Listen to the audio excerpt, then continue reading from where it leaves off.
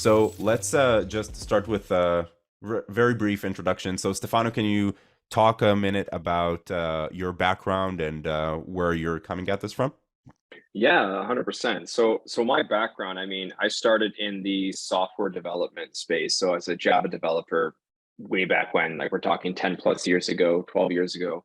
And then I sort of morphed into more of a cloud engineering DevOps role.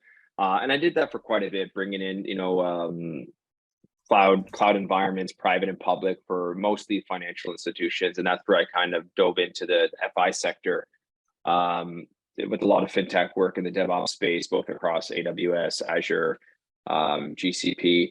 And then I started to morph more on the security side of things, into my kind of active role now, where I'm both still in the DevOps role, but DevOps has now become, DevSecOps, the new buzzword that's been brought in. And really, to simplify, all that means for people on the call is we're really shifting security further left in the development cycle, and ensuring that we're securing our SDLC as we focus on, ideation, development, building, testing, releasing, and just keeping security first approach to all these things. So that's where I sit today. So I lead up a DevSecOps practice at Infinity, and we focus on everything from end-to-end DevSecOps transformation, DevSecOps maturity assessments, and obviously, the standard automation, orchestration, development, and integrating these AppSecOps tooling, such as Endor Labs, into our client environments. Yeah, that's awesome. And I think that a good perspective here is going to be, we're going to be talking about open source security, but one of the things that you go through is where does that fit into the overall kind of supply chain of security tools that you have in there? Exactly. Yeah. Yeah, and we could probably spend like an hour just talking about how you define DevSecOps, how do you define supply chain security. Yeah, I'll try to not go into tangents there. Um, Right. I'm Ron. I run the marketing team at Endor Labs. I wasn't always in marketing before I sort of like sold out and moved into marketing. I actually started in network security. That's where I got my start for many years before I also moved kind of into the cloud space. First as a practitioner, and then eventually sold my soul and became a marketer. But but my roots are still in the actual work. So the if we kind of zoom out first to talk about open source security, if we acknowledge the basics first, around 80% of code in any modern application today is open source. According to GitHub, this number is actually higher. It's closer to 90%. And this is interesting because this means that for a lot of software development practices, we've become less software developers, more like a software assembly type of situation. Because you write your first party code, but you rely on a lot of third party dependencies in order to complete certain functionalities, right? There's a lot of reason why you don't want to reinvent the wheel. You're under a ton of pressure to deliver faster, which drives you to then rely on open source. And one of the previously the SVP of product at GitHub was talking about how the first decade of scale, like at scale reliance on open source, was all about productivity. And that's where you saw the rise of like the DevOps platforms, and you saw a lot of tooling that was geared towards productivity. Now we're at a point where we have taken the step into open source. Open source is not going away. We all rely on it in a very major way. But now we have to figure out a way to continue to scale this in a secure way. So it's important to understand that each open source package that we bring in, what we call the direct dependency, also brings with it, at least in the NPM ecosystem, on average, 77 other transitive dependencies. These are the software packages that your open source packages rely on, whether you are aware of them or not. And very often you won't have any visibility into that kind of second layer of dependencies. And the reason why that is important is because once you've brought in code into your code base, you are now responsible for the security of that code. And around 95% of vulnerabilities live in these transitive dependencies, which makes sense, right? If you think about, tip of the iceberg is your code, anything below water is that 80% of open source code that you rely on. And most of that 80% is going to be these transitive dependencies, right? Think about you have selected a handful of open source dependencies. Maybe you go through Artifactory. Maybe you have a different type of selection mechanism. It works differently at every company. And you will end up bringing up to 77 dependencies for each one of those that you brought in. And then there's a whole conversation about, well, how does that then work, right? Like, how do updates work? What happens when I update a direct dependency, but if its transitive dependencies is out of date? There's a lot that goes into this, which we won't have time to go into today.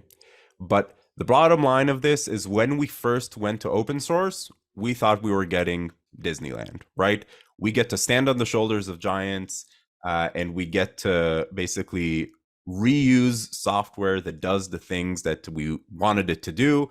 We don't have to write the code ourselves, and we are able to just go much, much faster, and everybody's happy, right? Because developers at the end of the day are usually not measured on the security of their code. They're measured on how quickly they're shipping products, right? So there's an interesting conversation to be had about why would an engineering team spend a lot of their time fixing vulnerabilities, right? That is typically not what they're measured on. Some organizations are starting to see that a little differently. So we thought we were getting Disneyland, but what we actually got was dependency hell. And dependency hell is one of those terms that you see popping up again and again. But, yet another day in dependency hell essentially means you brought in this dependency. You now have to worry about, okay, let's see. I see that a transitive dependency of the one that I have declared in my manifest is out of date. What do I do now? Do I update the direct one, hoping that, it cares for the other transitive dependencies? Do I now bring in more direct dependencies and declare those transitive ones as well? It becomes almost a full-time job just dealing with this thing, especially in cases where you're bringing in so much software you have no visibility into.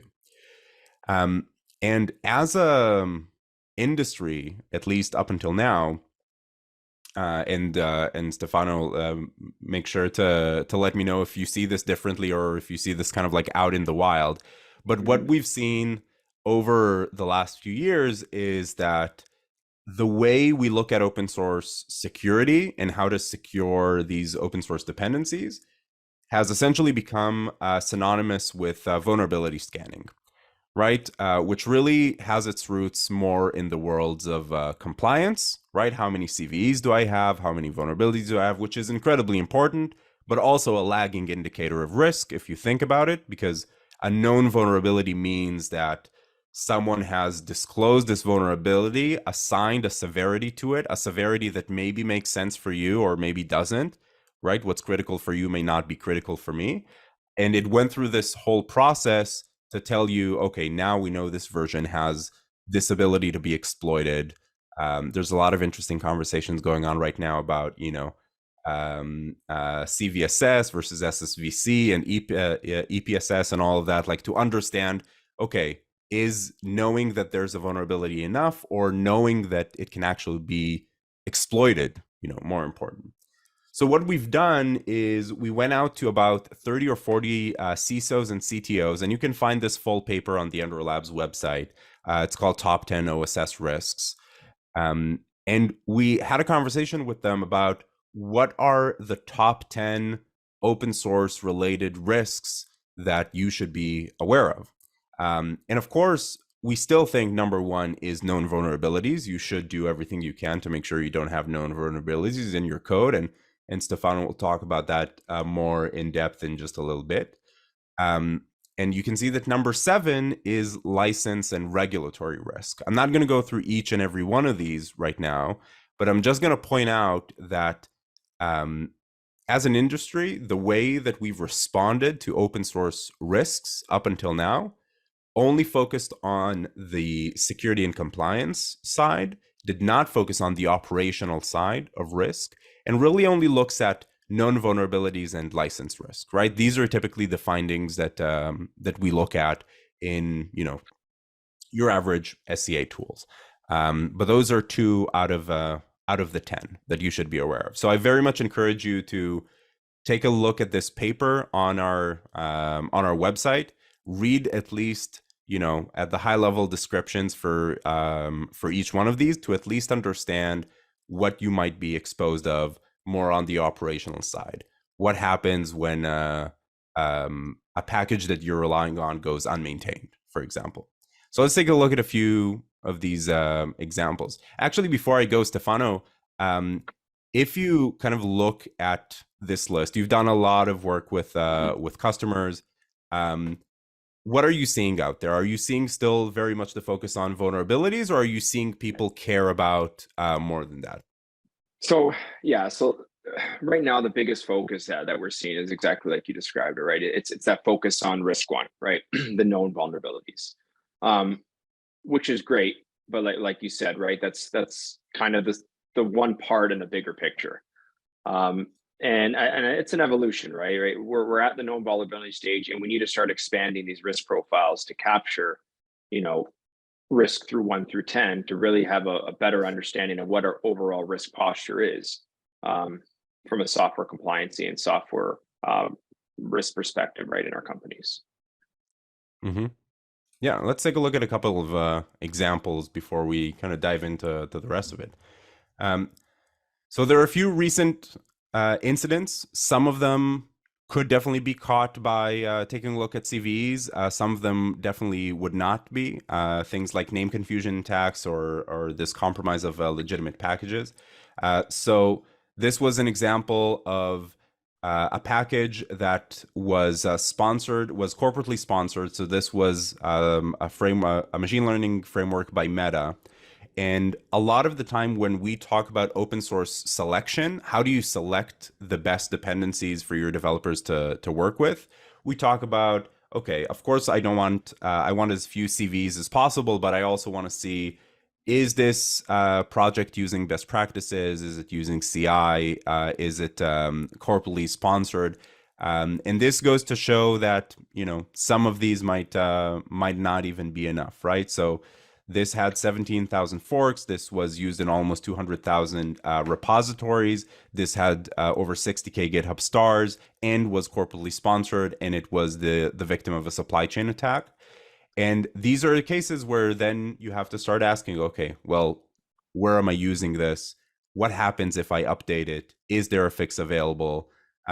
This is all of these will sound familiar because all of these are the Log4j issues, right? Or at least reminiscent of them, where one government agency said in the CSRB report that they spent 33,000 hours trying to figure out where they're using Log4j, right? There's a reason why we're still talking about it. How long ago was Log4j? That was like 2 years ago, 3 years ago now. And we're still talking about it today and still trying to remediate today. My mind is very much like, the before times, pre-pandemic, right? Mm-hmm. Like anything 3 years ago, like, is just a blur. And yeah, so I have no reference of when Log4j was in relation to that. So if we take a look at a couple more examples that were that more recently happened, another one that we see that really cannot be captured by CVEs is name confusion attacks. So these are things like typo squatting, right? Where the something that we see very often is that maybe they change one of the letters with the letters from a different alphabet, like from the Cyrillian alphabet that looks like an A but isn't an A, things like that, and basically trick us into using the wrong package. This was a fully functional SDK. This was updated, over 20 times over the course of 2 days, had over 1,000 user downloads. It came from a brand name security provider that was trusted, and essentially it ended up being a Trojan horse lurking in this Python package. Again, name confusion attack, not a CVE, nothing that that you could protect against this way. This is more something that you'd have to protect against, either with a stronger selection mechanism, or of course other defenses in place. But this is really the point of showing these, is just to help us understand that the reliance that we have on open source is amazing. We should keep nurturing and growing this community. This is not a open source is scary type of situation, but we do need to understand what other risks are encompassed in it, other that cannot be captured by CVs.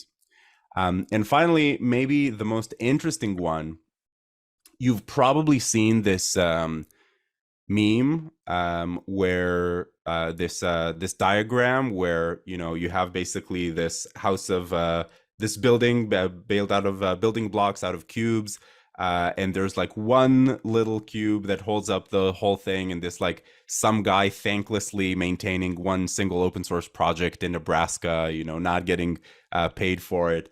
This was a similar situation, only it wasn't Nebraska, it was in Russia. Core.js is relied on by the top 1,000 websites on the internet, right? It has 9 billion downloads. It is one of the most popular open source packages out there.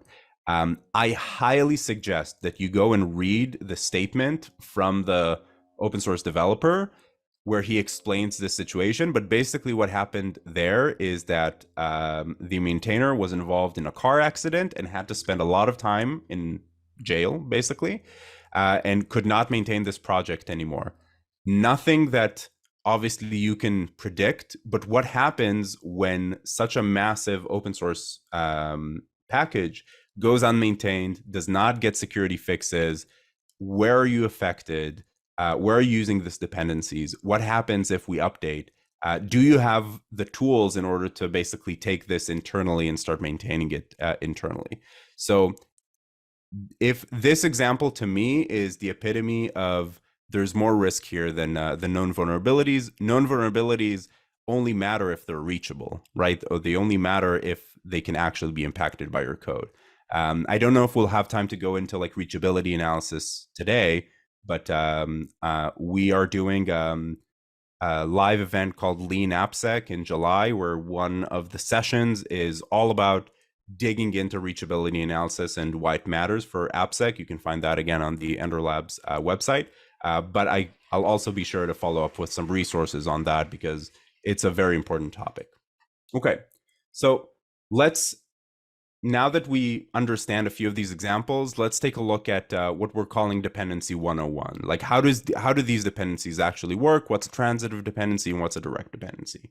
So if the box here on top is my application, is my first party code that I'm writing, the direct dependencies are all of the declared open source packages, the things that I'm pulling in, that first layer of functions that I'm trying to fulfill, right? So each one of these will be a direct dependency. I might not be using all the functions in each dependency, but treat each dependency as like one package, essentially. Each one of these will often bring in more transitive dependencies that they rely on, which in turn will bring in further dependencies that they rely on, that in turn can bring more dependencies that they rely on. And this is your dependency tree or dependency graph. It is not uncommon for this tree to go maybe 5 or 6 layers deep or even more. And then it becomes a question of how much of this do you want to own? How much of this do you want to take responsibility over? In an ideal world, you only care for your direct dependencies, and when you update them, they are updated with updated versions of their transitive dependencies. However, that is not always the case.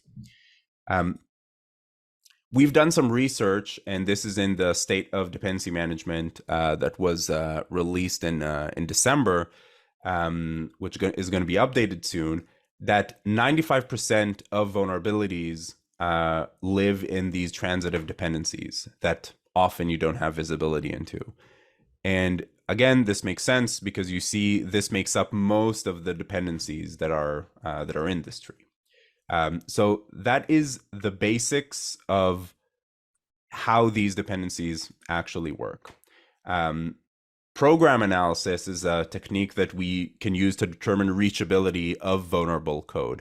Program analysis is a big topic. I don't think we have the time to go into it right now, into program analysis and call graphs. It is a fascinating topic that I'm learning a lot about from our team at Endor Labs. We have a lot of sessions about that at the event that I mentioned. I'll make sure to follow up with that if that is anything interesting to you. Okay, so let's take a look just at a quick illustration of how this works. This is my application on the right. I have a function in my application that uses, for example, this function 2 in dependency A, and function 2 uses function 6 in dependency B, which also calls function 7. So if we apply, the logic of known vulnerabilities to this, I might scan this, right? I might do a scan at any point in my life cycle where it makes sense, and I might find that there is a critical vulnerability in function 3 or a critical vulnerability in function 5. That is where a lot of the what we call false positives come from, or the noise basically comes from, where if you see the path, and this we can treat that as the very simplified version of a call graph, right, where we can see what functions are actually being invoked. If I have a vulnerability in function 5, for example, it is unreachable by my application. Maybe it means that it's not unreachable today, maybe it'll be reachable tomorrow, but most security managers, most CISOs or application security practices will have the fix now, fix tomorrow, fix never buckets that you need to prioritize into. That is where reachability analysis really matters, right? Because now we know that if I have a critical vulnerability in function 2, it should definitely be prioritized fixing over, function 5. And a lot of this becomes about how do you provide the evidence for that? This is where a lot of time gets wasted, because the process that you see today is typically security will perform the scan. They will throw that scan over to engineering. I'm sure you have some interesting war stories there, Stefano.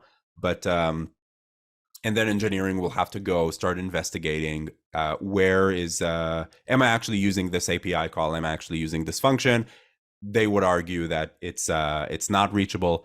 One of our advisors was describing how these calls happen, how these conversations between security and engineering happen, and she used the word litigation to describe them.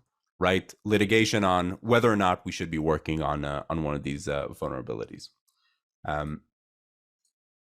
And finally, just before we move on to some kind of real world practices, why do we care about all of this? Like, what is the actual risk that we should understand? I like to think about rule of threes to help me understand. I like to think about this in 3 buckets.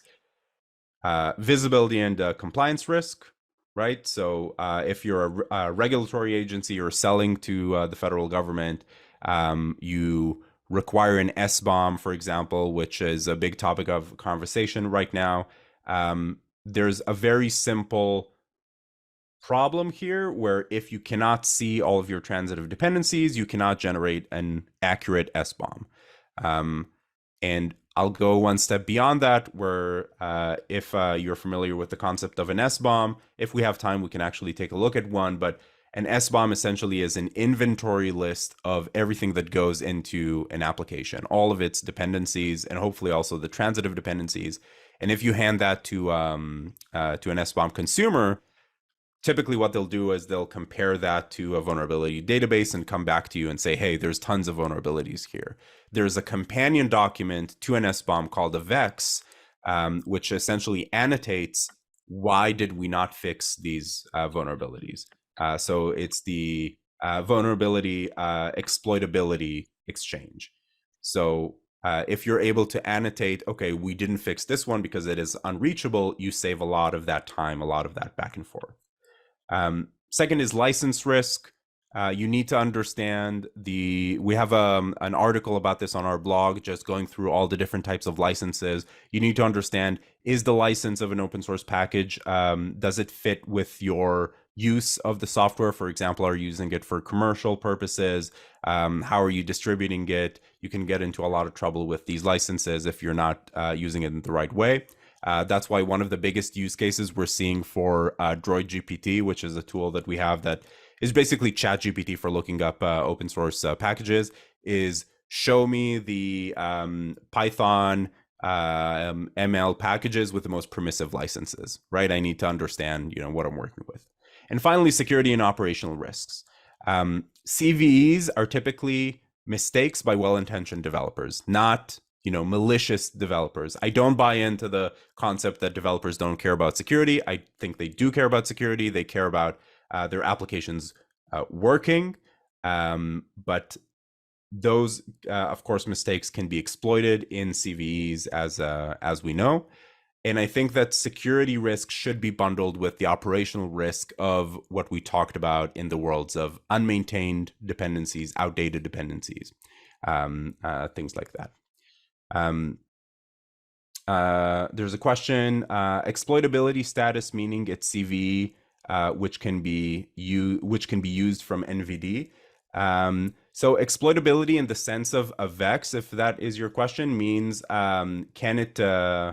So it's two questions. One, has it been exploited in the wild? And two, can it be exploited in your code base? So is it actually reachable? Those were the two. Stefano, do you have a different take on that question? No, that's exactly it, Ron. That's exactly how I would answer that.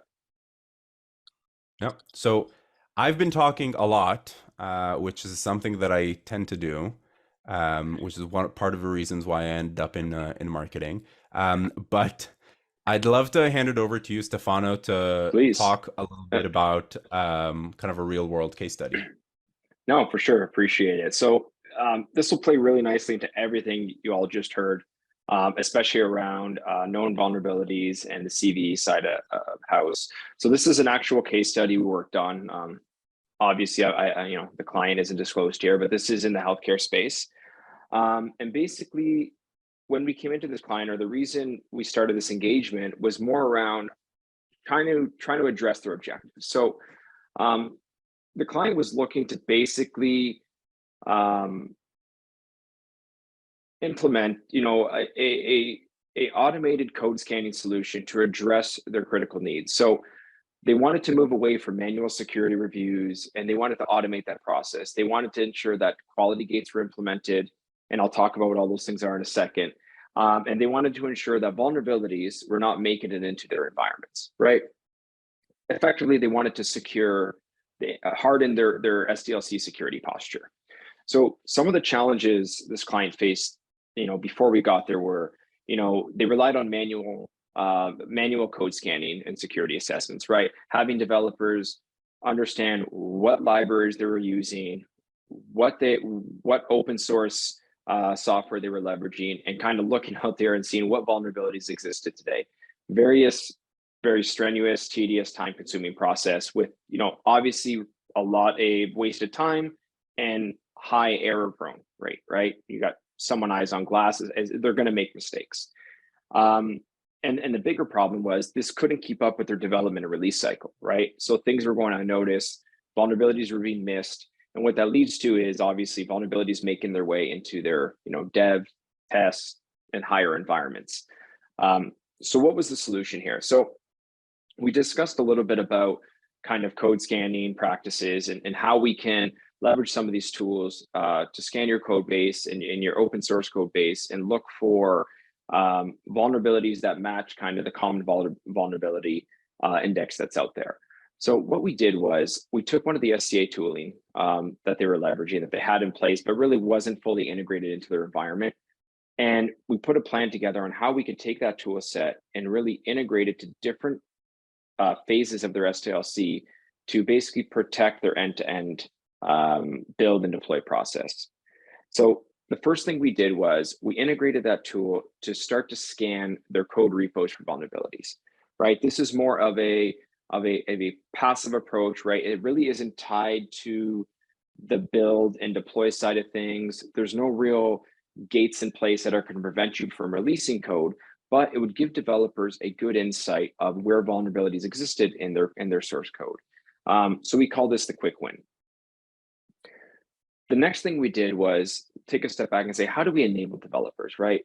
As a developer, the last thing you want to hear is your code has been committed to the main branch, but you know what? We found a bunch of vulnerabilities. Can you go back and fix these, right? What we wanted to do was shift that knowledge into the developer's hands so they could actually run these scans while they're developing their code, right? And that comes by way of IDE integrations, right? So we integrated the scanning tool that we leverage with IDE, so Visual Studio IDE, and that gave the developers the ability now to run scans as they needed them.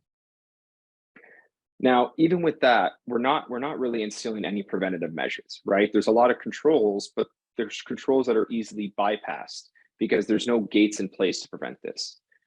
So the next thing we looked at was implementing, really integrating the scanning tool at a point where we could have preventative controls.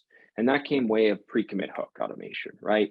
So effectively what that is, a developer makes changes on their feature branch. These changes at some point have to be merged to the integration branch, whether it be main branch or develop branch, right? Depending on the branching strategy they're leveraging. So what we did was when a developer goes to submit a PR, that PR triggers an execution of a code scan against their feature branch. If the code scan fails, the PR will basically be canceled, right? It won't have the opportunity to merge that code into the integration branch. So now what effectively we're done, we're putting gates in place and preventative controls to stop bad code, as I'll call it, or vulnerable code from reaching the actual integration branch where it has the opportunity to be released. And the final thing we did is really what I would consider one of the most important steps is we integrated these code scanning tool with their actual CI pipelines. And effectively what this does is when a code build is executed through their CI pipelines, so automation build, it would basically prevent the code from being, from the build from being successful. And I see we have a question about false positives. So this is where things get tricky, right? And this is where Ron was talking about. Not every code scanning tool is as sophisticated, right? And not every tool is going to be able to call out false positives. So a lot of these tools, what they have is the concept of quality gates or thresholds, right? And we can set thresholds based on critical, high, medium, low. And that's one of the approaches we could take to try to mitigate the number of findings, or not mitigate the number of findings, but mitigate at what level of finding breaks a build or a deployment.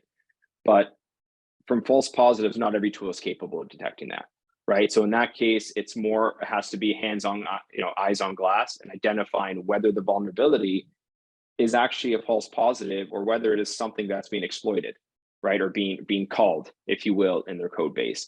And unfortunately, not every tool does that for you. So there is time-consuming elements that can come into play here.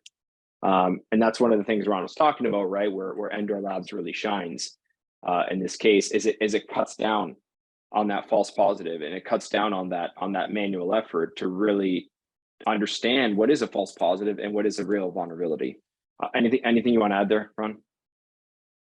Yeah, I mean, I think that we're seeing kind of three buckets of prioritization, and that depends on the tool that we're running. Obviously, I'm very biased towards the way we I drank the Kool-Aid, right? So I'm biased towards the way we do it.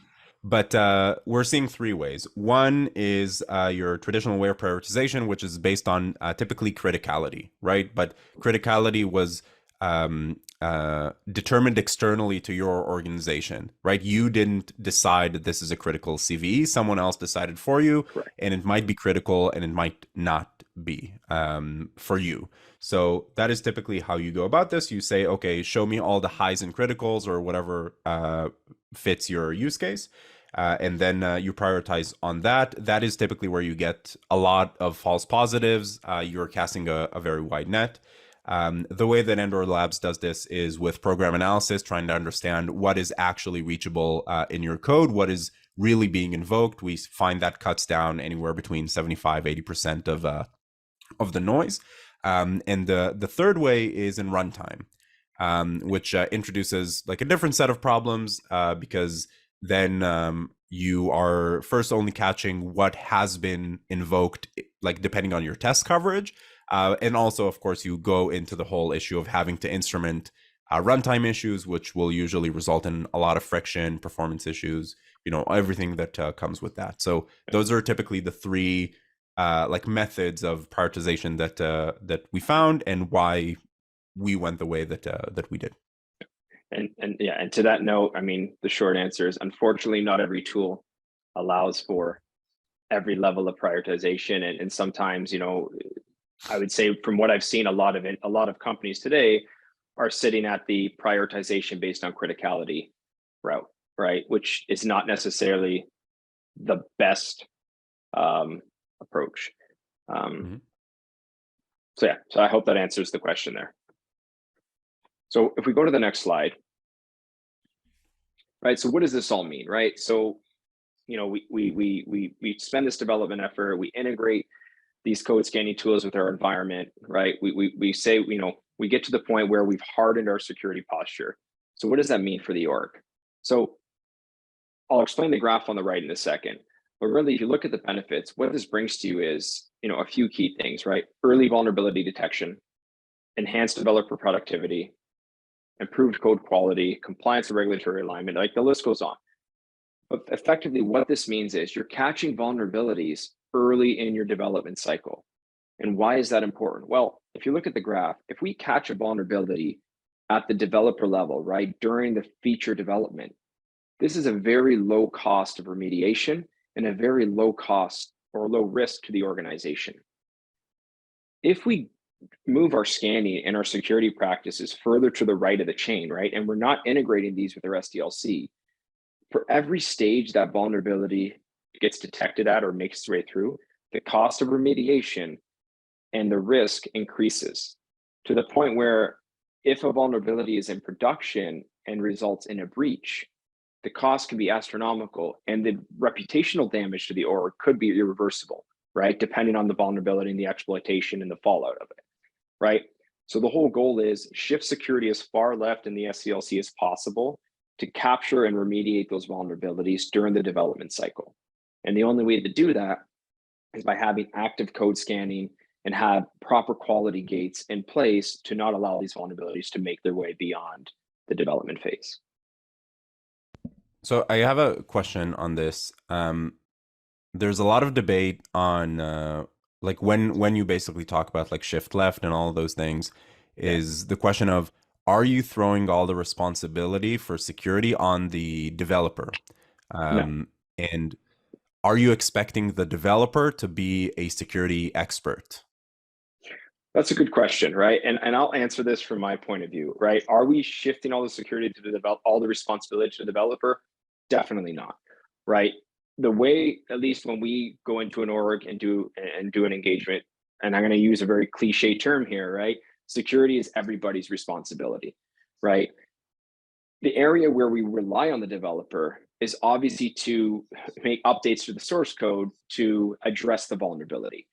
But the detection of the vulnerability and the ensuring that that vulnerability is remediated before we do a deployment, that becomes a collective responsibility, right? Everyone from the security team to the DevOps COE, if you have one, to your release team, your agile team. So let's say you have release engineers in place.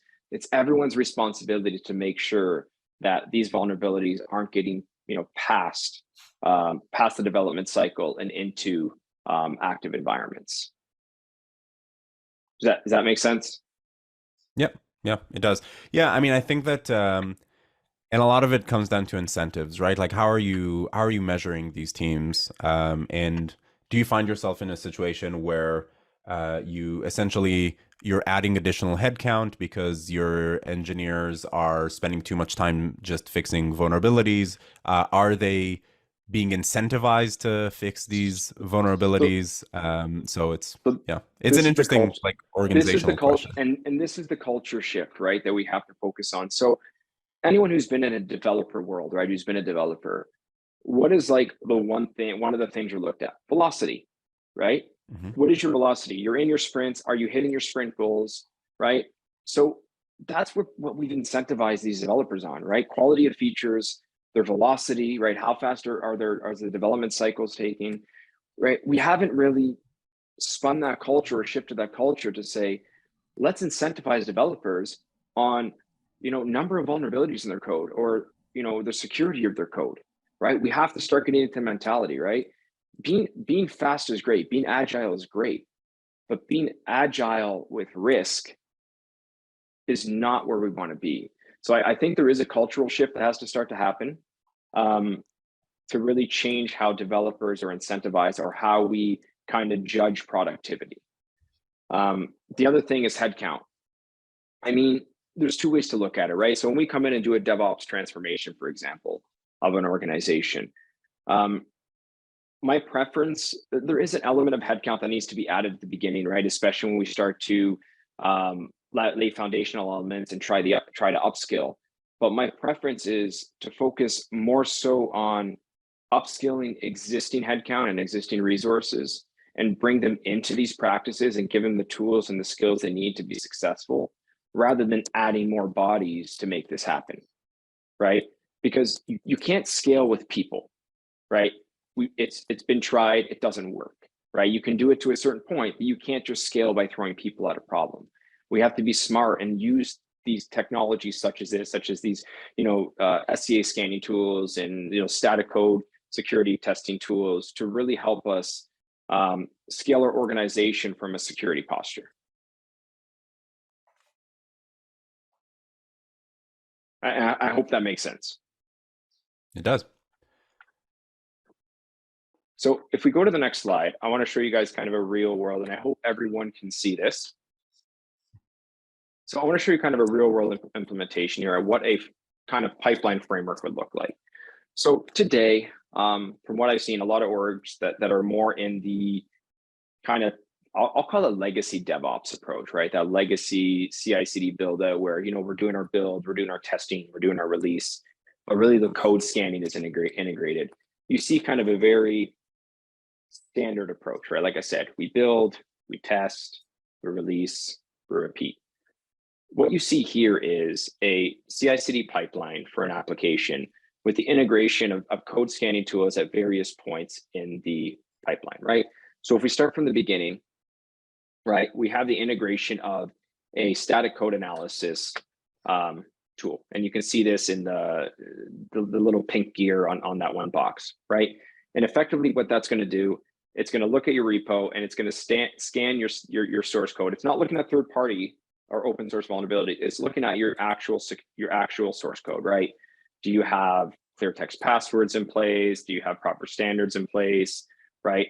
It's going to look at static code.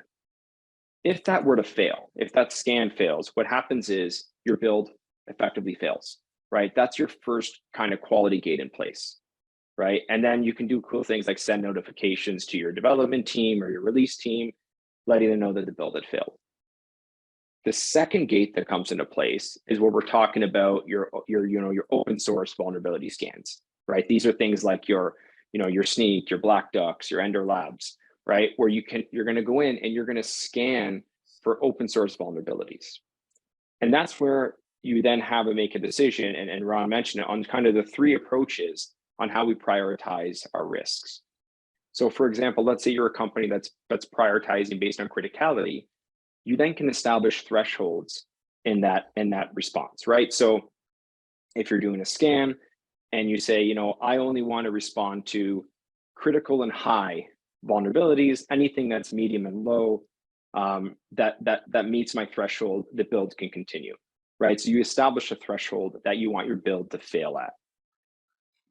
If the threshold is met, or if the threshold is exceeded, that build will then fail. And same idea, a notification is then sent to your developer or your release or whoever the governing body is that, hey, this build failed.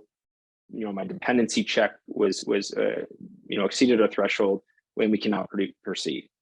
If that's successful, then we kind of move on to the next piece, right? And along the line of all this, you have the implementation of your unit testing and your integration testing, but I'm focusing more on security here for this conversation, right? So the next piece then comes in, and then we proceed with our actual deployment, right? So we deploy this application, we build it, deploy it to dev.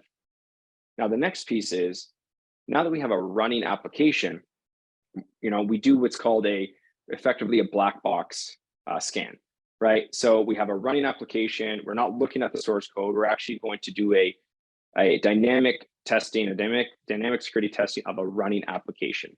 And that's where this DAST phase comes into play here. So if you see at the bottom, the little pink gears, this is the DAST testing, right? And this is going to look at your actual running application. So for a web app, for example, it's going to run a scan of your actual running application, and anything that meets a certain threshold, it's then going to basically send a notification. And this is where we basically say, oh, we have a running application in dev that's failed our dynamic scanning. We now have to go back to our development community, address the finding, update our source code, and redeploy to dev. The key thing to note here, this application, if it fails our DAST scan, does not proceed any further into any higher environment. And this kind of goes back to the illustration of shifting security left. With this pipeline, any known vulnerability is going to be captured either in the development cycles or in the dev environment.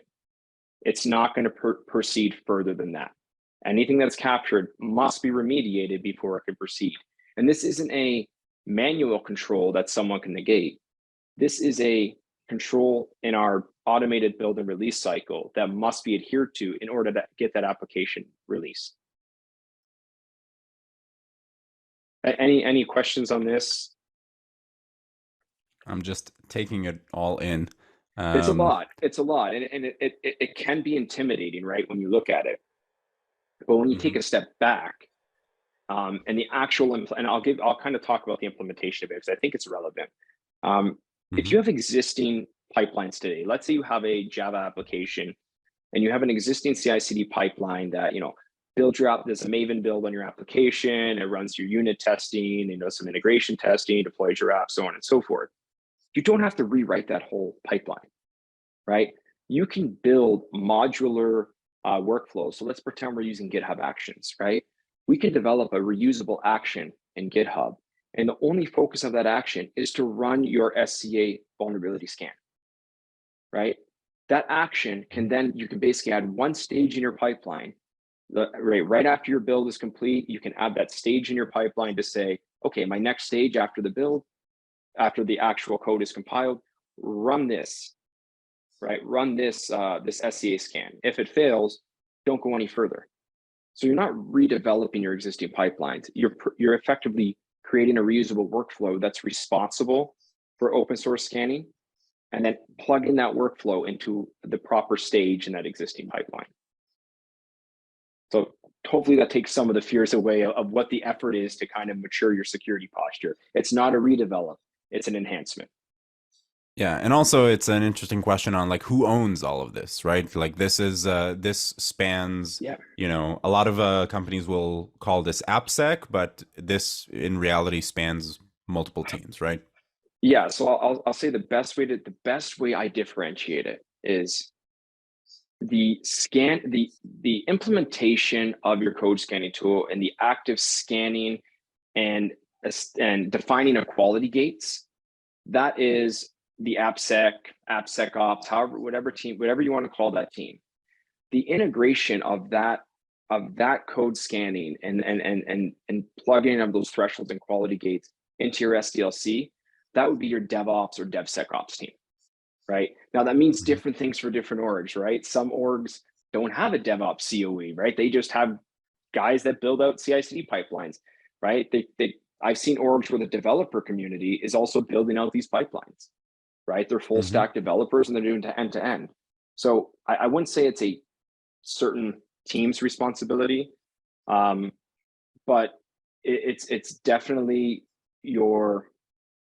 whoever is your DevOps leads or your DevOps COE or whoever is working on your pipelines. It's their responsibility to plug these stages in. But you definitely want to have security and AppSec at the table to really define these quality gates and these thresholds, because they're the ones who have to define how are we prioritizing these risks, right? These vulnerabilities, and what are our thresholds going to be? What is our acceptable risk of our org? And that could be application. It doesn't mean, you know, an entire org has to say we will accept critical and high, but everything else is okay. I've seen applications that are that are very high critical applications that are, healthcare applications. They're critical infrastructure applications where they accept no risk. It's critical to low. If Yeah. there's a vulnerability, it's failing, right? So this is something that AppSec and your CISO and that security side of house has to define for you to then plug this technology into your SDLC. Yeah, that's going to be one of the most important things to remember, that just because something is critical doesn't mean it's critical for you, and also the other way around, right? There could Exactly. be a medium vulnerability that is reachable in a production environment, that maybe has been exploited, that is going to be critical for you. I know we said we're going to run for 35 or 40, and we're already at 55. I know we can But skip over this one pretty quick because we're going to send the deck out if you want. And yeah, I think we hit on the main ones. I think really the most useful like takeaway from this, and I'll make sure to cut out that video snippet and send it to everybody, is you walking through the entire pipeline, explaining exactly how that works. So I'll make sure that that we share that. But thank you everybody who stuck around. I learned a lot from you, Stefano. So thank you for walking us through it. Likewise, and we'll likewise, follow up Ron. with all the resources, the OSS Top 10 report, and the other research pieces that I referenced. All of these webinars that we do come from suggestions from people watching, what you think will be useful for you. So if there's anything you'd like us to cover on the next one, just drop us a note or send me an email. I'm ron@endor.ai. And with that, Stefano, thank you so much for joining us. We'll send out the deck soon. Thank you for watching, and we'll catch you on the next one. Thanks, Ron. Thanks, everybody. Have a great day.